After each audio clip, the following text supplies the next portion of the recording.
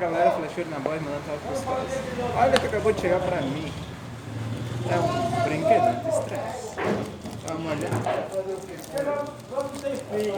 Esse correio ultimamente tem embalado pra caramba, né? Mas... aqui, né? Olha que bonito. É um Fidget Pad. Como é o nome? Fidget Pad. É um brinquedo anti-estresse. Tem os botãozinhos para apertar. Analógico para rodar. Tem esse negócio aqui.